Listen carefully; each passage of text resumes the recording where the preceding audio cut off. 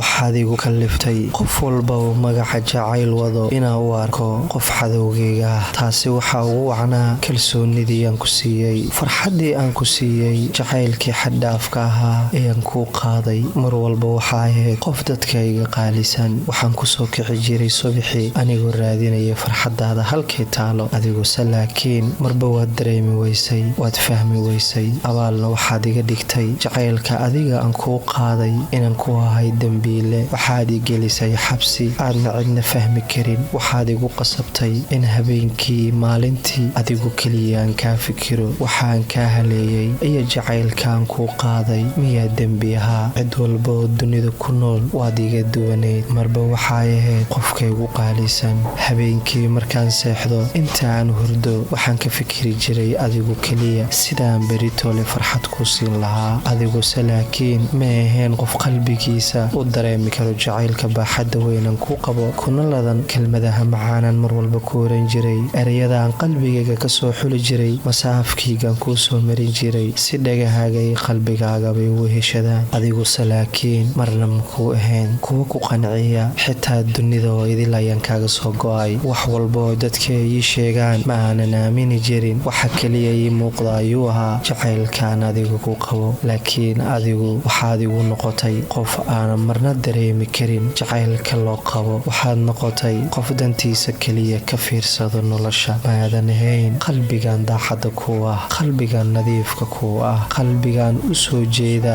inuu adigu keliya farxaddaada raadiyo si aad u qanciso. maadan dareemi karin jacaylkaan kuu qabo, waayo waxaad ahayd jamalkana biyaha ma goyn karaan mana dilaacin karaan. marna maadan ahayn qof u qalma jacaylka intaas leeg inaan kuu qaado. mar waxaan canaantaa qalbigayga, mar waxaan canaantaa indhahayga, marna waxaan canaantaa dhagahayga. waxaan indhahayga ku canaantaa quruxdaada oo keliya ayay fiiriyeen, laakiin waxa kuga duugan maynan fiirinin. qalbigayga waxaan ku canaantaa daacadnimada uu kuu jeclaaday ee adigana kaa muuqan weysay. dhagahayga waxaan ku canaantaa beentii aa mar walba ii sheegi jirtay, masaayika ay maqli jireen ee u gudbin jireen qalbiga. lugahayga waxaan ku canaantaa mar walba oo xaggaaga ay soo aadayaan waxay ugu soo degdegi jireen si dadka kale ay ugu soo degdegin. laakiin adigu intaba maadan u qalmin, maadan u ekeen qof jacaylka daqiiqad xataa ka yaqaano. dembiga waxaa galay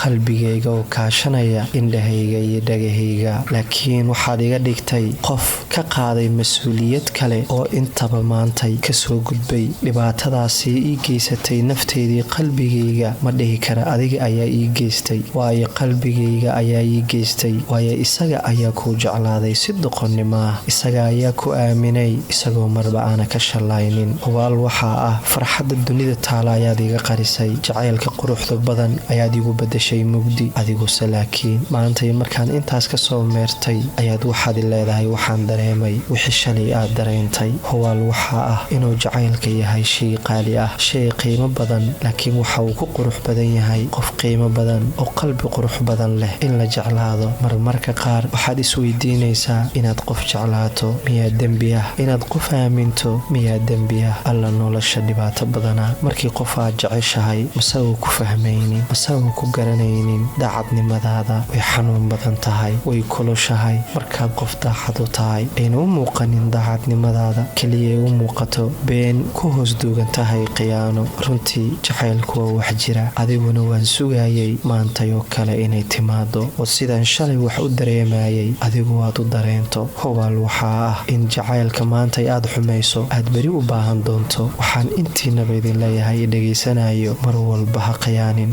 ruuxa ku jecel, ruuxa ku aamina. waayo nolosha qofka ku aamino ayaa ugu qiimo badan. kumanaan qof oo adiga jeceshahay waxaa ka qiimo badan hal qof oo si dhab ah kuu jecel kuna daacad ah. waxaan leeyahay ha guulaysto jacaylka.